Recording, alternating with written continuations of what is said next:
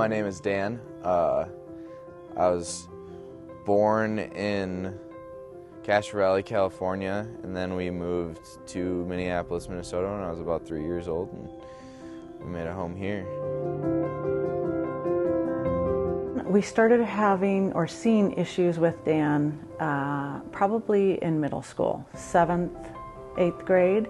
Then he actually had, an event that it was a breakup that happened that made him really scared and nervous and really upset, and he just kind of had a meltdown, and that was kind of the beginning of our getting help. So as a parent, trying to help a kid with mental illness is tough. You want to think that because you love them, you can do whatever it is that they need, and you can take care of the problem. But we really struggled with that.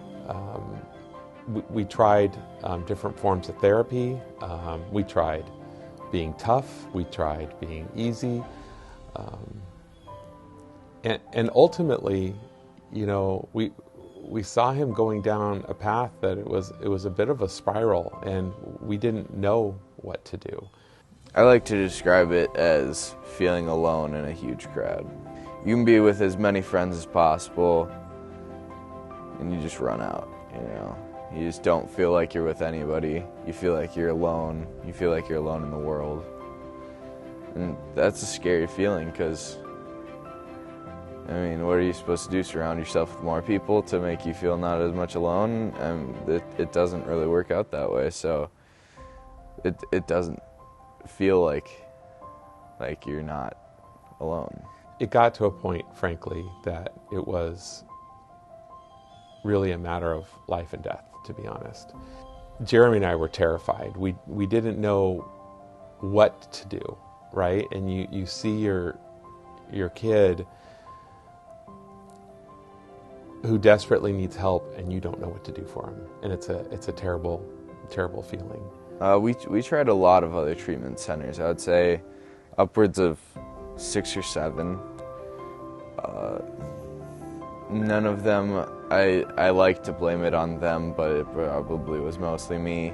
The difference with Nexus was being able to stay there, having support all the time whenever you needed it. Nexus brought us in. He stayed at the facility at Gerard, which I think made a huge difference. He needed to be in a place where it was something he worked on every day. I think that was huge. He also needed to learn that he had a support group there. He had, the other boys in his community where he lived at Gerard. While I was at Nexus, life really began to change when I met a few great guys. And, sometimes you find out that you don't love yourself. You find out that it's not necessarily exactly what you want to be, but it is the person that you are, and you can change those things. So I think Gerard helped me with that lonely feeling by letting me be myself. And by me being myself, I've found so many close friends that it's amazing. I would have never found these people if I hadn't learned to be myself.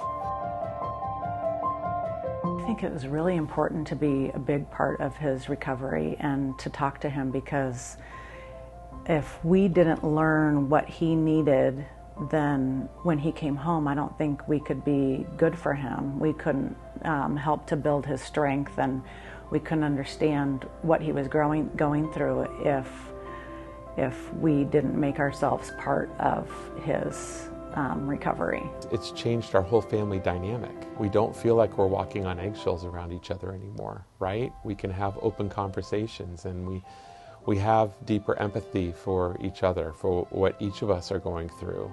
Today, I feel really blessed. Dan is doing amazingly well, and my other kids just see how strong he is and see what he's overcome. And it's a constant, it'll be a constant battle through his life, but we will always be there for him. They've learned from him how to be strong, and we've just all actually gotten so much closer through this. Nexus was a huge part of it. Nexus really helped me in the way that it helped me find myself, and finding yourself is possibly one of the most important things you can possibly do. So I have a great career now. I have a great life. I have amazing friends. I have the most supportive family you could ever imagine. And I mean, when I'm feeling sad, I just reach out. There's no easy solution, right? But they helped to guide us and gave us all the tools to slowly build our family back together.